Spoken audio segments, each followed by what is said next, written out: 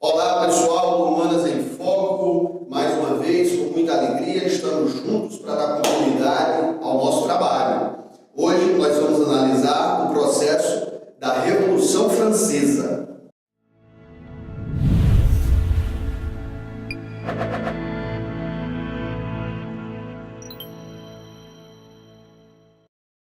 Muito bem pessoal, olha só, na verdade a Revolução Francesa ela é caracterizada como sendo o marco inicial de um período, de um processo que a gente vai chamar de Era das Revoluções Burguesas, ok? Então, a partir da Revolução Francesa de 1789, tá? Até quando? Até exatamente a Primavera dos Povos de 1848, ou seja, nesses 60 anos praticamente, vai haver um processo de desmantelamento do antigo regime por parte da burguesia, não é? A burguesia que nós sabemos muito bem que se trata da classe capitalista, não é? Da classe financeira, da classe, enfim, do mundo dos negócios, não é? Do mundo monetário, e que então, naquela altura do campeonato, os burgueses ou a burguesia, não é? Ainda não dispunham do controle do aparelho político, estatal, governamental. A gente sabe muito bem que o que prevalecia era a sociedade do antigo regime, não é? Do absolutismo, do mercantilismo, da sociedade aristocrática, não é? Dos privilégios aristocráticos. Ou seja, a burguesia ela vai deter o poder econômico, mas ela ainda naquele momento não detinha, não controlava o poder político. E assim vai se tratar desta época que a gente começa a analisar hoje, agora. Não é? A gente então começa a analisar o processo pelo qual a burguesia vai tomar o poder das mãos dos reis, tá certo? Vai derrubar as monarquias absolutistas, ok? Então, começando com o movimento da Revolução Francesa, ok, pessoal? De 1789 a 1799. Muito bem, nessa primeira parte, nesse primeiro momento, é preciso que a gente analise qual que era a situação da França, não é? Pré-revolucionária. Quer dizer, a França antes de iniciar o processo revolucionário. Então, assim, primeiro ponto que a gente deve analisar é a sociedade francesa. Olha só essa pirâmide aqui. Veja bem, muito cuidado com a sociedade francesa do antigo regime. Tá? A grande maioria das questões sempre vai ter alguma referência a esse tipo de debate, a esse tipo de análise da sociedade francesa do antigo regime. Olha só aqui, então, portanto, a gente tem o primeiro estado, que é o clero, o segundo estado, que é a nobreza. Esses dois, clero e nobreza, vão formar a aristocracia, aquela camada de privilégios, né, de privilegiados, os detentores do poder, os detentores dos cargos, né, de poder político. Então, você vai ter aí no clero e na nobreza, primeiro e segundo estado. E nós temos o terceiro estado, com muito cuidado. O terceiro estado não é simplesmente povo, não. Terceiro estado é burguesia e povo. É preciso que a gente faça esse diferencial, não é, entre burguesia e povo. Burguesia não é povo.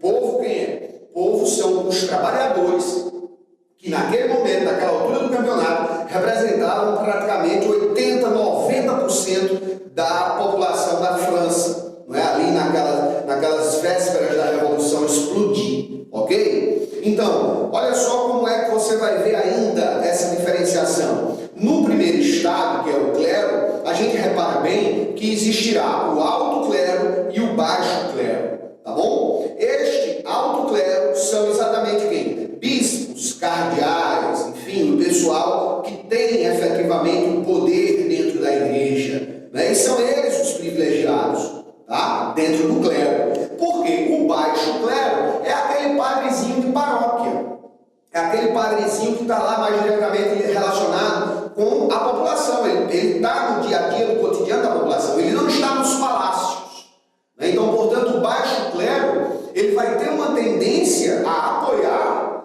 não é, as reivindicações e as transformações que serão propostas a partir do movimento revolucionário. O alto clero não, o alto clero é privilegiado. Veja bem como é que é a situação, né? Da mesma forma, vamos analisar o segundo estado agora que se trata da nobreza. Olha bem, na verdade você vai ter 3 tipos de nobreza. Olha só, você tem a nobreza cortesã ou palaciana, que essa é aquela mínima minoria que ao lado do alto clero, essa nobreza cortesã ou palaciana desfruta, dispõe dos privilégios e das benesses, do luxo da corte. Ok? O nome já está dizendo, né? Nobreza cortesã ou palaciana, né? Aquela que fica lá nos bailes, né? Enfim, todo aquele luxo, não é, da corte absolutista, que nós sabemos muito bem, que já analisamos esse conteúdo, ok? Mas olha só, a nobreza cortesã ou palaciana está lá, lado a lado, com a nobreza provincial. Essa nobreza provincial, o nome já diz, se encontra nos interiores da França, não é? Afastados daquele luxo, daquelas benesses da corte, ok? Essa nobreza provincial, ela anda em dificuldades. Afinal de contas, nós estamos vivendo aí um momento, final do século XVIII, não é? Aonde lá na Inglaterra, por exemplo, já está detonando a Revolução Industrial, tá certo? Aquilo que a gente chama de primeira fase, né? Ou primeira Revolução Industrial, lá na Inglaterra, ok? Enquanto que a França não. A França é um país eminentemente rural e, portanto, se encontra com sua economia tremenda, profundamente atrasada, né? E em crise. Então, essa nobreza provincial, que vive afastada da corte, né, das benesses da corte, essa nobreza provincial, ela está em maus lençóis, ela está vivendo com dificuldades, ok? Está muito satisfeito com a situação também não, tá bom? Claro que são conservadores, né? Claro que são absolutamente cuidadosos, né, com os seus privilégios também. Então, não estou dizendo que a nobreza provincial vai ter um posicionamento revolucionário, né? Não, mas que uma ou outra mudança também não seria tão grave aos olhos dessa parcela aí da nobreza, que é a nobreza provincial, que não usufrui de todo aquele luxo, de todos aqueles benefícios lá da corte palaciana, absolutista, né? Aquele clichê que a gente está acostumado a ver nos filmes, né? As cortes luxuosas dos reis. Pois bem, essa nobreza provincial, ela vive afastada disso, tá? Muito bem, e ainda temos a nobreza togada. Essa é muito interessante, porque a nobreza togada, na verdade, eles são, sabe quem? Eles são os burgueses, da alta burguesia, que acabavam comprando títulos de nobreza, exatamente em busca de quê? Primeiramente, em busca da isenção fiscal. Olha só, quer dizer, clero e nobreza não pagavam impostos. Então, grandes empresários, banqueiros, né, financistas, enfim, a alta burguesia acabava comprando o título de nobreza e passava a ser a famosa nobreza togada, tá? Por conta de que também, além, não é, de adquirir a partir daí isenção fiscal, ou seja, não pagavam impostos, tá? Além disso, também esta alta burguesia, comprando o título de nobreza, eles acabavam conseguindo exercer, conseguindo ocupar espaços do poder político, espaços do poder público, governamental. Por isso que o nome é nobreza togada. A gente sabe o que é toga? Sabe? A gente sabe o que é toga. A toga é aquela capa, né, que os juízes põem por questões de tradição, né? Os juízes põem aquela capa para ir para o tribunal. Quando estão no tribunal, né, trabalhando nos tribunais, os juízes sempre põem uma capa preta, que é a famosa toga. Então, nobreza togada é a alta burguesia que comprava títulos de nobreza a fim de adquirir isenção fiscal, a fim de ocupar também cargos públicos no poder público e, claro, também em busca de uma certa respeitabilidade, né, de uma certa credibilidade, que até então, para a burguesia, né, isso não acontecia, porque nós estamos falando da sociedade sociedade de privilégios, onde você só é respeitado a partir do momento que você nasce, não é? Como um dos privilegiados. Mas aí, aquela coisa, né? A economia monetária, a economia capitalista, cada vez mais se fortalecendo e cada vez mais consolidando as relações sociais baseadas no dinheiro. Então, a alta burguesia é a dona do dinheiro, é a dona do capital, então também começa aí em busca de se afirmar socialmente, não é? E também em busca, claro, de sua dispensa, né? De sua não pagamento, né? Dos impostos também, ok? Então vamos só para relembrar. Primeiro estado, o clero, dividido em alto clero, os privilegiados, e o baixo clero, mais ligados com as necessidades da população e, portanto, mais inclinados a apoiar o processo revolucionário. Aí, segundo estado, nobreza. Nobreza cortesã ou palaciana, os privilegiados. Né? Nobreza provincial, vive afastado desses privilégios, dessas benesses da corte, né? Então, está em dificuldades econômicas e financeiras, ok? E a nobreza togada, que na verdade não é bem assim uma nobreza, né? Na verdade são altos burgueses, altos capitalistas que acabavam comprando o título de nobreza. Fechamos aí o grupo aristocrático, como é que ele se compunha. Agora vamos analisar o terceiro estado, que é a base da pirâmide e que vai representar cerca de 80 a 90% da população francesa daquela época, ok? Então o que é que acontece? O terceiro estado, nós vamos dividi-lo em burguesia e povo. Quem é a burguesia? Olha só, nós vamos ver 3 níveis da burguesia.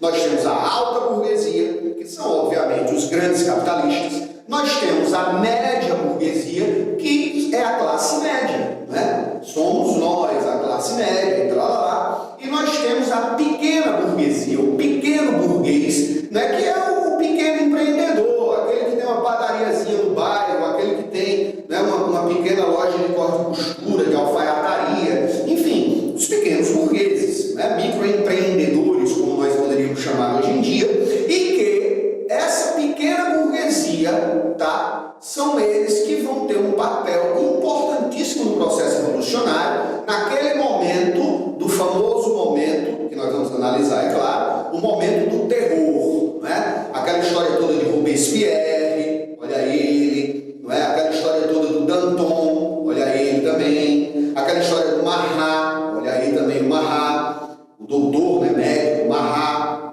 Então, é o grupo dos jacobinos, né? Representados por essa pequena burguesia, ok? Ligado, partido jacobino, ligados a quem? Agora vamos falar do povo. Olha só, burguesia, alta, média e baixa burguesia, ou pequena burguesia. E o povo? O povo são os trabalhadores. E os trabalhadores, a gente sabe muito bem que existem 2 mundos do trabalho. O mundo da cidade e o mundo do campo. Olha só, o mundo da cidade marcado por mais ou menos aí 4 ou 5 milhões, 4 milhões, enfim, dos trabalhadores urbanos, principalmente em Paris. Sabe quem são eles? Olha só, os sans-culottes. Minha gente, é difícil uma questão sobre a Revolução Francesa que não cite, que não fale dos sans-culottes, trabalhadores urbanos, principalmente de Paris, tá bom? Esses sans-culottes são a base popular do partido jacobino, do Danton, do Robespierre, do Marat, ok? Os sans-culottes são a massa revolucionária, tá bom? É o povão realmente que vai pegar em armas, que vai defender a Revolução Francesa. Os sans-culottes, portanto, os trabalhadores urbanos, fundamentais no processo revolucionário, ok? E os camponeses, que vão representar numa França que tinha, na época, 25 milhões de habitantes, os camponeses representavam 20 milhões de habitantes do país. Olha só, a França, que naquele momento, né, era o país mais populoso, né, da Europa e que eminentemente, fundamentalmente formado, né, por camponeses de 25 milhões de habitantes. Portanto, 20 milhões de camponeses e 4 milhões de sans-culottes, trabalhadores urbanos, trabalhadores rurais. Essa é a composição da sociedade francesa ali naquele momento, nas vésperas, né, da Revolução Francesa.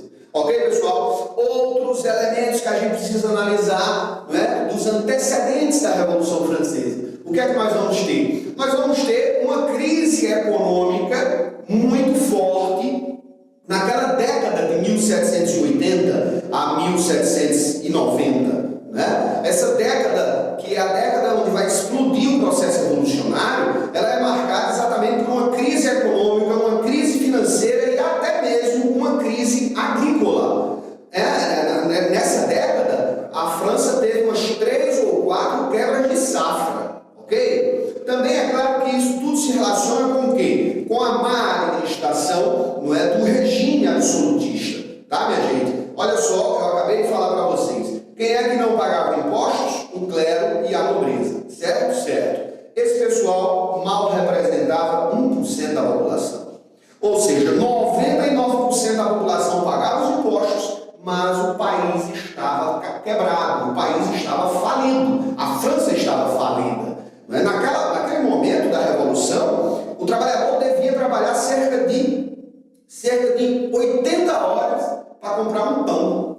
Já pensou? O grau de crise, o grau de pobreza, o grau de miséria mesmo, né, que a grande maioria da população na França vinha atravessando, não era brincadeira. Em compensação à miséria e à fome, não é, da população, a corte vivia no luxo, né? A corte vivia nos seus jantares maravilhosos, né? Com os seus caviar, seu champanhe, né? Seu luxo todo, enquanto que a população realmente estava na miséria, ok? E as finanças do país estavam quebradas, né? Você tem também, sabe o quê? A participação da França na independência dos Estados Unidos.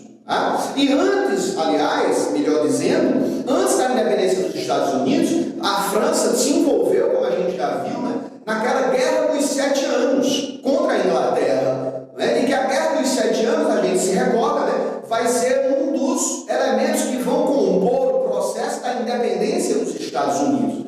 Quer dizer, é a partir dessa guerra que a Inglaterra, tendo sido vitoriosa, saiu-se prejudicada economicamente. Imaginemos nós como saiu a França desse processo, né, da Guerra dos 7 Anos. E logo em seguida da Guerra dos 7 Anos, lá vai a França mandar ajuda militar, soldados, navios, tudo isso é custo, tudo isso é gasto. Para quê? Para ajudar na independência norte-americana.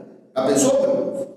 Né? Então, você tem uma situação de crise econômica, crise financeira, até mesmo crise agrícola, com quebras de safra por conta da natureza, de geada, ou de muita chuva, não é? Ou até mesmo de falta de chuva, entendeu? Quer dizer, foi uma década extremamente problemática para o povo francês. Privilégios da aristocracia, miséria para o povo e os interesses da burguesia.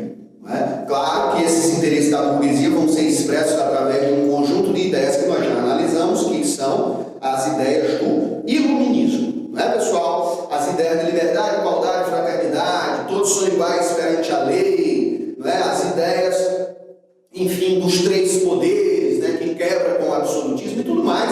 Esse é o cenário, essa é a composição de elementos que acabarão levando à eclosão, né, ao início do processo revolucionário na França. Tá bom, minha gente? Essa é a nossa primeira aula, primeiro encontro na análise do processo da Revolução Francesa. No nosso segundo encontro, então, a gente vai acabar analisando e discutindo o processo da Revolução em si. Tá bom, minha gente? Então, até a próxima, até o nosso próximo encontro. Tudo de bom e vamos aí manter o foco, manter a determinação, manter, enfim, a nossa meta sempre ali no nosso horizonte, que nós vamos chegar lá com muita determinação e acreditando na rotina, acreditando no dia a dia.